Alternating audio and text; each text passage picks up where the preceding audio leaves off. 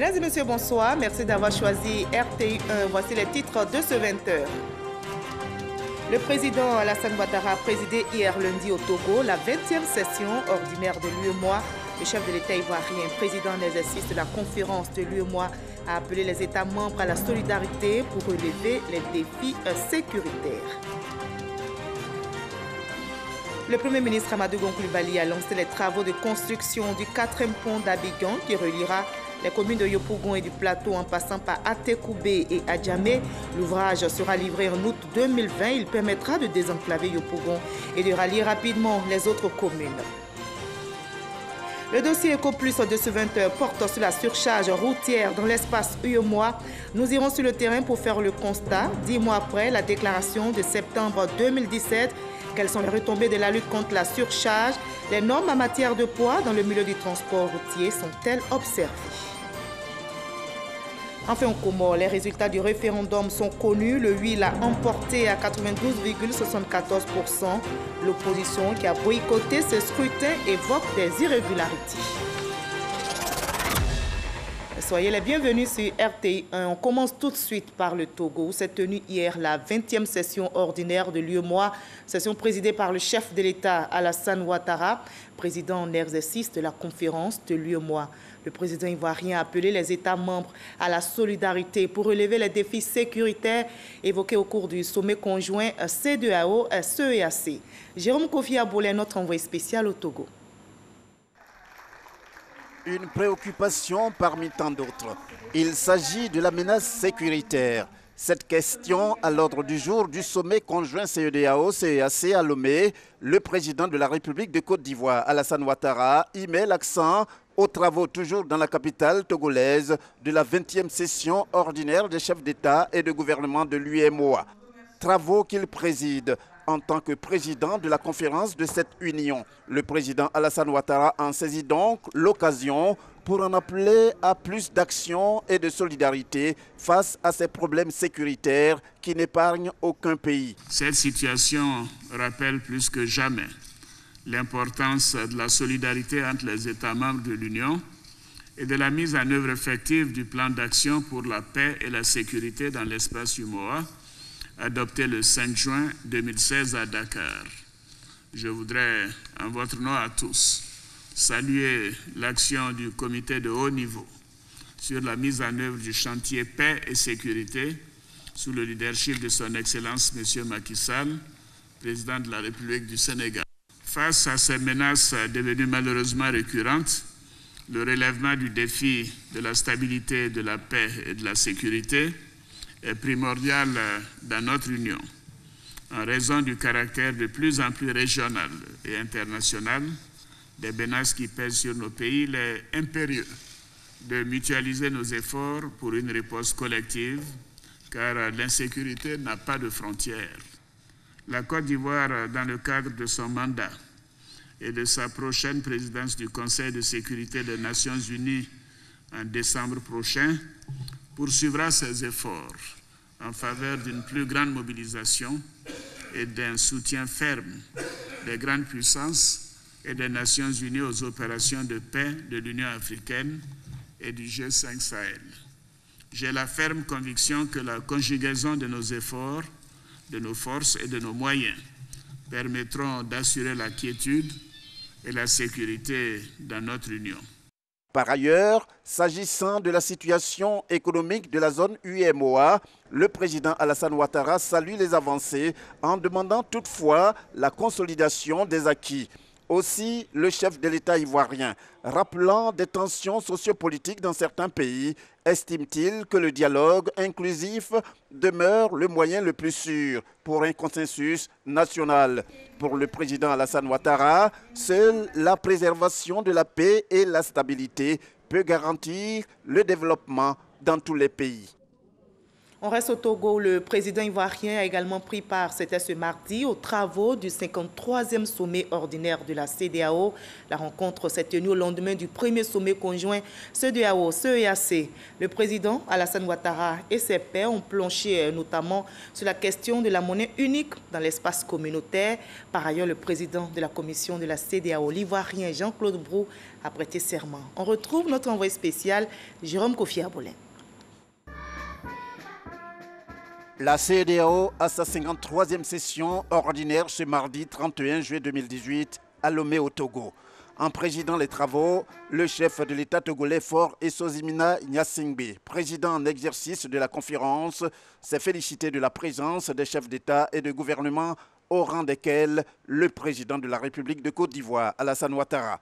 C'est l'occasion pour l'Ivoirien Jean-Claude Brou, en tant que président de la commission de la CEDEAO, d'exprimer sa gratitude envers les chefs d'État et de gouvernement de cette organisation et en particulier au président Alassane Ouattara pour son soutien à sa nomination lors de la 52e conférence en 2017 à Abuja au Nigeria.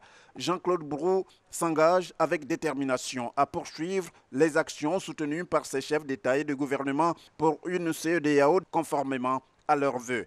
La réforme institutionnelle que vous avez décidée et déjà engagée sera poursuivie dans le sens de la rationalisation des opérations avec un accent plus important sur la mise en œuvre des programmes et leur impact sur les populations. J'évoque ces urgences en soulignant que nous y ferons face, comme pour tous les chantiers de la communauté, en parfaite collaboration avec les États membres et en exploitant les excellentes dispositions des partenaires à qui j'exprime ma gratitude pour leur accompagnement général et efficace. En définitive, il nous faut œuvrer pour réaliser l'ambition que vous avez pour notre région, à savoir celle d'une CEDEAO des peuples, c'est-à-dire une CEDEAO qui est un espace de liberté, de démocratie, de progrès pour le mieux-être partagé. La tâche est immense, mais elle n'est pas impossible. Sous votre leadership, nous sommes déterminés à apporter pleinement et résolument notre modeste contribution. Avant de prendre la parole, Jean-Claude Brou a prêté serment. Cela pour marquer, peut-on dire, sa prise de fonction officielle. Une prestation de serment suivie de celle des juges de la Cour de justice de la CEDEAO et qui constitue véritablement la première partie des travaux de cette 53e conférence. Quant à la deuxième partie, c'est à huis clos. Elle est consacrée à plusieurs points, notamment l'élection du nouveau président de la conférence. Juste pour rappeler que le chef de l'État togolais, Faure Essozimina Gnassingbé, préside cette 53e session en tant que président en exercice sortant. Et justement, le nouveau président de la CEDEAO est connu. Il s'agit du président nigérien Muhammadu Buhari. Et le prochain sommet de la CEDEAO aura lieu en décembre prochain au Nigeria. À marge des rencontres au sommet, toujours à Lomé, le président ivoirien Alassane Ouattara s'est entretenu avec le président bissau-guinéen José Mario Vaz. Ils ont évoqué la situation sécuritaire et politique qui est stable en Guinée-Bissau. Jérôme Kofi Abolin. Il est ce lundi à son hôtel, dans son séjour togolais, quand le président de la République de Côte d'Ivoire, Alassane Ouattara, reçoit le président de la Guinée-Bissau. La rencontre entre les deux chefs d'État s'est déroulée pendant une quinzaine de minutes avant la 53e session de la CEDEAO pour laquelle ils sont tous les deux dans la capitale togolaise. Le président bissau-guinéen dit être venu rencontrer son homologue ivoirien pour lui faire part de la situation stable que vit en ce moment son pays. On a visité notre grand président Ouattara pour l'informer sur la situation de Guinée-Bissau aujourd'hui. Pour l'informer et assurer que la situation est très calme. On est dans la situation vraiment que nous tous, on est contents. C'est ça que je viens informer le président Ouattara en tant que président de la conférence des chefs de l'État de l'UMOA. À noter que la Guinée-Bissau, pendant un moment, a vécu une crise constitutionnelle. Pour le président José Mario Vaz, le président Alassane Ouattara fait partie de ceux qui ont œuvré en vue d'un retour à la normalité dans son pays. Et après toutes ces rencontres à Lomé, le président de la République, Alassane Ouattara, est rentré à Abidjan aux environs de 19 h ce mardi. Le chef de l'État a été accueilli par le Premier ministre Amadou Gon Coulibaly et plusieurs membres du gouvernement. Notez qu'au Togo, le président ivoirien a pris part au sommet conjoint CEDEAO-CEAC, suivi de du 53e sommet ordinaire de la CEDEAO, avant de présider les travaux de la 20e session ordinaire de la conférence des chefs d'État et de gouvernement de l'UEMOA. Le vice-président Daniel Kablan-Duncan a pris part à la célébration de la 19e édition de la fête du trône. C'est une fête qui commémore l'accession du roi Mohamed VI à la tête du Maroc. Et l'ambassadeur marocain a réaffirmé la volonté de son pays à continuer d'approfondir ses relations d'amitié et de coopération avec notre pays et la Côte d'Ivoire. On en sait plus avec Mahama Traoré. Voilà 19 ans que le roi Mohamed VI dirige le royaume du Maroc. 19 ans au cours desquels le Maroc a accompli des progrès remarquables sur la voie du développement économique et social.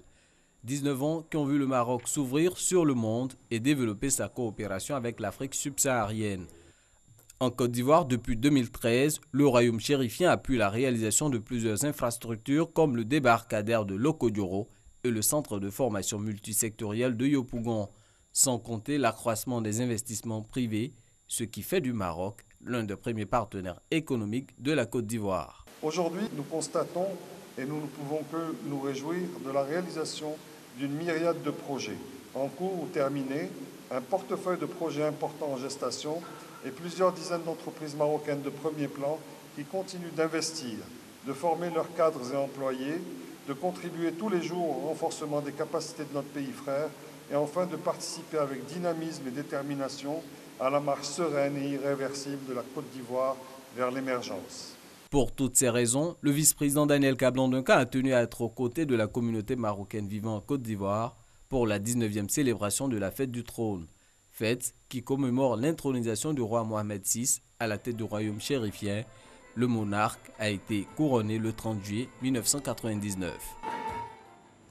Les lauréats de Africa Digital Revolution sont connus. Ils ont été présentés au Premier ministre Amadou Gon Coulibaly. Africa Digital Revolution est un concours initié par la compagnie ivoirienne d'électricité et il met en compétition des étudiants start-up pouvant développer des solutions technologiques. Les lauréats ont développé, vous allez le voir, entre autres, des solutions innovantes pour la détection du cancer du sang. Gabriel Zani nous l'explique. Dans la salle A de la primature, la direction générale du groupe CIE, compagnie ivoirienne d'électricité, entourée des membres du jury, et juste derrière les étudiants lauréats de Africa Digital Revolution, une compétition d'étudiants et de start-up développeurs de solutions technologiques. Ces jeunes talents ont été présentés au Premier ministre Amadou Gon Coulibaly. Des domaines précis sont ciblés par leurs innovations. On a constaté que les médecins, pour détecter le cancer du sang, devaient fournir beaucoup d'efforts, compter certaines cellules immatures dans le sang, ce qui leur perdait énormément de temps. Alors, nous avons pensé à créer une application qui permettrait de compter ces différentes cellules à la place des médecins pour alléger leur travail. Une solution bien pratique pour la détection du cancer du sang, mais pas seulement. L'optimisation du trajet en bus à Abidjan, l'intégrité des taxes à payer pour le dédouanement des véhicules, des secteurs aussi visités par ces jeunes talents. À travers un ensemble de capteurs positionnés sur le feu, nous déterminons le nombre de véhicules présents sur une certaine distance et en fonction de ce nombre de véhicules, nous attribuons des temps de passage de façon dynamique. Et lorsque les feux tricolores tombent en panne, nous recevons sur nos serveurs des notifications qui nous permettent d'intervenir en moins de 24 heures pour Abidjan et en moins de 48 heures pour les villes de l'intérieur du pays. La solution que nous avons présentée se nomme FiscaChain. C'est une solution qui permet de gérer le processus de dédouanement des véhicules depuis le connaissement jusqu'à la délivrance de la vignette. En fait, cette solution va permettre d'offrir un peu plus de transparence au système actuel. Les grands lauréats d'Africa Digital Revolution, c'est 3 groupes d'étudiants et une start-up. Le but recherché dans ce regroupement de développeurs volontaires appelé Hackathon, répondre aux besoins de population. C'est de confronter les participants à des problématiques de recherche complexes et de challenges à forte composante technologique. C'est de former aussi les participants sur des thématiques innovantes et à forte valeur ajoutée et encourager enfin l'excellence et le savoir-faire local. L'intelligence artificielle, le trafic management, broking, ce sont les 3 thématiques retenues pour la première édition d'Africa Digital Revolution. Interrogés sur leurs innovations, c'est avec beaucoup de simplicité que ces étudiants ont expliqué leurs solutions devant les personnalités et la fierté de voir germer des talents pour la révolution digitale de demain, a animé le chef du gouvernement. Quand nous voyons donc des jeunes qui décident donc de s'investir comme vous, sur des compétitions de qualité, sur tout ce qui est réflexion, tout ce qui est intelligence, nous ne pouvons qu'être fiers et plutôt nous dire qu'il y a de quoi donc espérer donc pour la Côte d'Ivoire de demain, parce que c'est vous qui allez faire donc la Côte d'Ivoire de demain. Donc je voudrais vraiment donc vous féliciter pour le travail que vous avez effectué. Développement de solutions innovantes au service des communautés, c'est la thématique d'Africa Digital Revolution 2018 lancée le 24 juillet dernier. La CIE a eu l'approbation du chef du gouvernement pour remettre le couvert en 2019.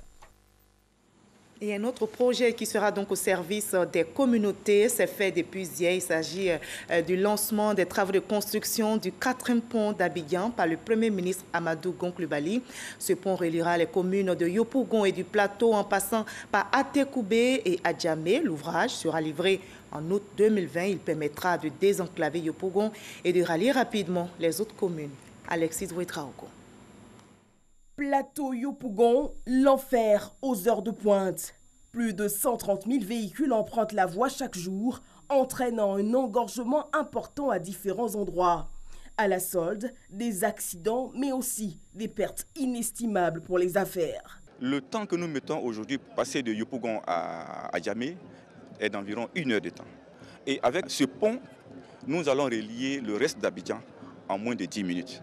Vous verrez donc que le temps de rotation des véhicules va se multiplier, le temps de rentabilisation de nos investissements vont se rentabiliser et la question de la maîtrise des accidents de la route vont être réglée. Ce lundi, l'espoir pointe à l'horizon avec la pose de la pierre lançant les travaux officiels du 4e pont. Il relie les communes du plateau d'Adjamé, d'Atekoubé et de Yopougon. Partenaire du projet, la Chine, le pays s'engage à accompagner le secteur ivoirien du transport. Autre allié, la BAD, qui finance à hauteur de 74% le projet, avec un impact certain reconnu sur le coût du transport, la sécurité urbaine et la création d'emplois directs et indirects pour les jeunes. La réalisation du 4e pont s'inscrit dans un projet global, le projet de transport urbain d'Abidjan, qui vise à transformer la vie de près de 4,7 millions d'habitants du Grand Abidjan.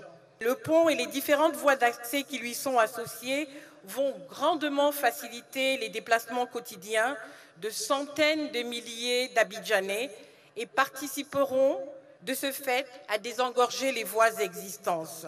On estime que ce pont sera emprunté quotidiennement par près de 70 000 véhicules. 3 mois après le lancement des travaux de réhabilitation du pont Félix Houphouët-Boigny, les travaux du 4e pont devraient tenir sur une période de 26 mois. Le projet du 4e pont d'Abidjan est un projet composé de 3 sections. La section du côté de Yopougon est constituée d'une chaussée de 2 fois 3 voies sur une longueur d'environ 4 km. Ces voies sont séparées par un terre-plein central de 20 mètres qui est destiné donc au passage du train urbain d'Abidjan.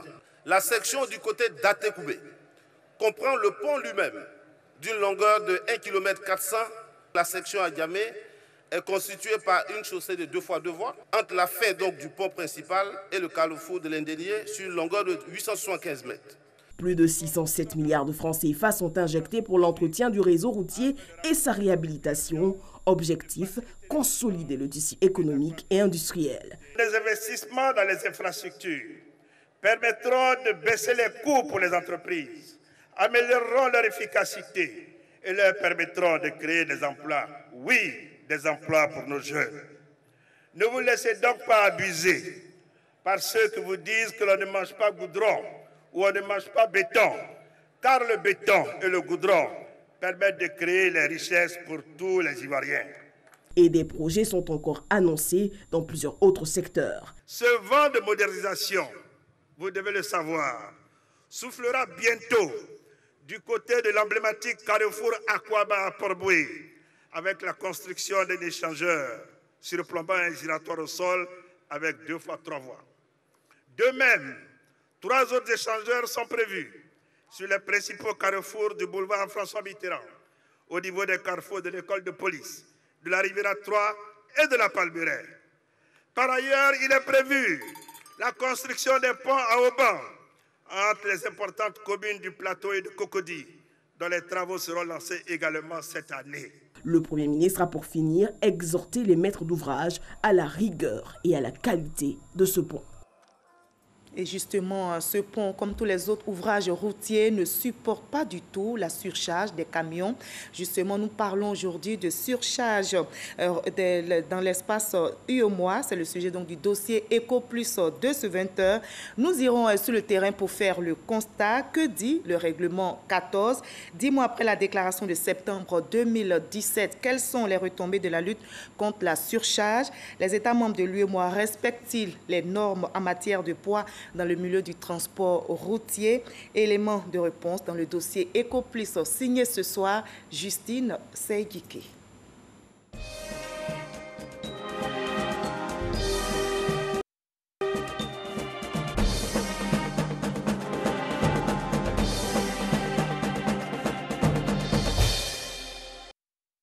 La pratique de la surcharge routière dans les États de l'Union économique et monétaire ouest-africaine UEMOA est un fléau qui peut compromettre à moyen terme le développement du transport routier, principal support des échanges et de l'intégration régionale avec près de 90% du trafic de voyageurs. Le marché commun, outre l'harmonisation des législations, notamment en matière fiscale, repose sur 2 grands piliers: la libre circulation des personnes et des biens et le droit d'établissement. Ça ne peut être effectif que lorsque on peut circuler librement d'un État à un autre dans l'espace de l'UEMOA. Donc c'est un patrimoine qui est utilisé avec une forte pression, et la pression est encore plus forte avec la surcharge qu'on a constatée sur les routes. En 2015, le taux moyen de camions en surcharge était de plus de 70%, avec une agressivité 5 fois supérieure à la norme, ce qui ramène la durée moyenne de conception des routes fixée à 15-20 ans à une durée de 5-7 ans. Cela entraîne évidemment des pertes d'investissement estimées entre 30 et 45 milliards de francs CFA et des coûts sociaux importants, notamment des pertes en vies humaines selon les États. Mais après la déclaration du 28 septembre 2017 des ministres en charge des infrastructures et des transports des États membres de l'UEMOA, du Ghana et de la Guinée, faite à Abidjan, la plupart des pays se sont mis au pas quant à l'élimination de l'extrême surcharge. En novembre 2017, les camions qui circulent avec une surcharge de 40% représentaient 10% du volume du trafic sur nos routes. Au 1er avril 2018, ils ne représentent qu'1%, c'est-à-dire vraiment marginal. C'est dire que vraiment les objectifs ont été atteints de cette période. Conformément à l'application de ces règlements, la Côte d'Ivoire s'est dotée de 7 postes de péage. La station de péage d'Alokwa, située sur l'autoroute du Nord, est la plus importante. Tous les camions de marchandises empruntant l'autoroute sont censés y faire un tour pour respecter le rituel. Lorsque le véhicule passe sur l'équipement de pesée, l'opérateur valide les données qui sont affichées à l'écran et on édite une fiche de verbalisation. La fiche de verbalisation permet de dire à l'opérateur, au transporteur, au chauffeur ce qu'il doit payer en fonction de son type de véhicule, en fonction de la charge qu'il transporte. Le camion de Koulibaly transporte 34 tonnes de ciment. En partance pour la ville de Korogo, il doit passer par la station de péage d'Alokwa pour le contrôle de sa charge. Le règlement des 14, même les usines l'appliquent aujourd'hui. SCA, avant de charger le camion vide à l'entrée de l'usine, à peser le camion doit prendre 34 tonnes de charge utile. Bon, vous voyez, ça c'est le ticket de pont de pesage. On nous fait payer une infraction de 9 000. C'est ce qu'on ne comprend pas. On est obligé d'accompagner chaque fois les camions pour venir voir clair, parce que nous, on marche sur le règlement de 14. Les amendes au niveau du moratoire, c'est 4 000 francs pour tous ceux qui font le trafic national et 11 000 pour tous ceux qui font le trafic international, ceux qui sortent de la Côte d'Ivoire ou qui utilisent des véhicules étrangers pour faire leurs activités de transport. Mais lorsque vous êtes en extrême surcharge, ces taux passent à 20 000 la tonne pour le national et 60 000 la tonne pour l'international. La mise en œuvre du règlement 14 en Côte d'Ivoire, en quelques mois seulement, a donné des résultats probants à la satisfaction des acteurs du secteur. Le surcharge, il tue les camions, il tue les chauffeurs et il tue la route. Avec l'application du règlement 14, je peux dire que tout ça, c'est derrière nous. Maintenant, nous sommes en train de partir vers l'application intégrale du règlement 14. Mais cela demande pour nous, transporteurs routiers ivoiriens, qu'il y ait une attitude de concomitance entre l'ensemble des ports et même des pays qui n'ont pas de façade littorale pour que véritablement le règlement 14 s'applique en temps réel aussi bien à Abidjan, à Tema, à Lomé, à Cotonou et à Lagos. Mais pour y arriver, il convient de résorber certaines difficultés, notamment l'absence de mesures d'accompagnement. Je dois prendre 35 tonnes normalement, j'ai 40 tonnes, mais quand on me pèse, je ne dois plus continuer avec 5 tonnes. Même si je paye l'amende, mais je dois détruire encore la route pour partir. On doit enlever le supplément là pour garder dans un magasin. Deuxième chose, nous avons demandé toutes les sociétés, les cimentiers, tout le monde n'a qu'à être occupé de pompes bascules. L'éradication totale des surcharges est un gage de la préservation et de la durabilité des infrastructures routières en Afrique de l'Ouest. C'est pourquoi l'engagement ferme de tous les États membres de l'UEMOA, à l'image du Niger, du Ghana et du Togo, à lutter contre la surcharge est un impératif. Voilà, la surcharge routière en passe de disparaître dans l'espace UEMOA. C'était le sujet Éco Plus signé ce soir Justine Saïgiki. Plus loin en Arabie Saoudite, à Médine, les pèlerins ivoiriens profitent de leur séjour pour visiter les sites historiques de l'islam. Ils se sont rendus dans les mosquées de Kouba et Kiblaten. Aussi ont-ils visité les montagnes, lieux où sont enterrés les martyrs de l'islam. Au Comores, les résultats du référendum sont connus. Le oui l'a emporté à 92,74% à l'issue du référendum constitutionnel qui s'est tenu ce lundi 30 juillet. L'Union de l'opposition avait appelé à boycotter ce scrutin qui prévoit notamment d'enterrer la Cour constitutionnelle, jusqu'ici suspendue. Pour l'opposition, le scrutin est entaché d'irrégularité. Et également noter cette triste nouvelle qu'on a appris depuis dimanche. Le monde des médias est donc en deuil. Laurent Adom-Banga a tiré sa révérence ce 29 juillet. Ex-grand reporter à RTI, Laurent Banga a passé 25 ans à la télévision ivoirienne. Il fut présentateur du journal, puis présentateur de quelques émissions telles que Ma part de vérité et Droit dans les yeux. Sephora Zegui, Serge Koléa pour le témoignage. Laurent Adom-Banga a rangé définitivement le micro. L'ex-journaliste de la radiodiffusion-télévision ivoirienne s'en est allé le dimanche 29 juillet à l'âge de 63 ans. C'est en 1991, précisément le 5 août, qu'il intègre la rédaction de TV2. Il devient plus tard le rédacteur en chef de la chaîne. Présentateur du journal télévisé sur TV2, Laurent Banga, par son abnégation au travail, se voit confier des émissions. Ma part de vérité, Droit dans les yeux sont quelques-unes des productions à mettre à son actif. C'est une première en Côte d'Ivoire de voir un artiste aborder avec courage et avec une somme importante d'œuvres les brûlantes questions politiques de son temps. Membre fondateur de l'OGPCI, l'Organisation des journalistes professionnels de Côte d'Ivoire, Laurent Banga était très impliqué dans la vie associative. C'était un monsieur sympathique, affable. L'image en tout cas que j'ai toujours eue de lui, c'était un monsieur ouvert. On m'attendait à tout sauf à cette triste nouvelle. Plus qu'un rédacteur en chef, c'était un grand frère.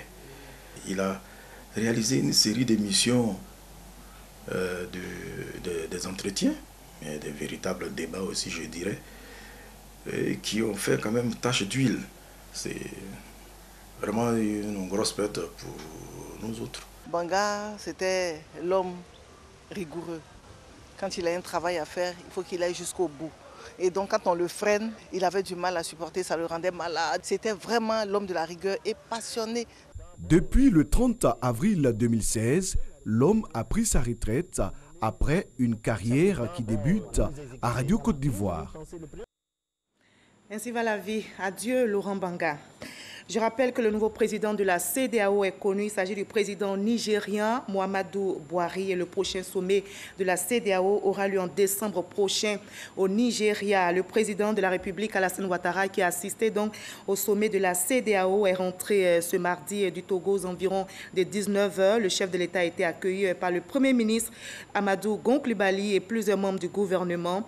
Au Togo, je rappelle, le président Alassane Ouattara a pris part au sommet conjoint CEDEAO-CEAC, suivi de la 53e session ordinaire de la CEDEAO, avant de présider les travaux de la 20e session ordinaire de la conférence des chefs d'État et de gouvernement de l'UEMOA. Fin de ce 20h. Merci à vous tous de votre attention. Passez une très belle soirée sur RTI.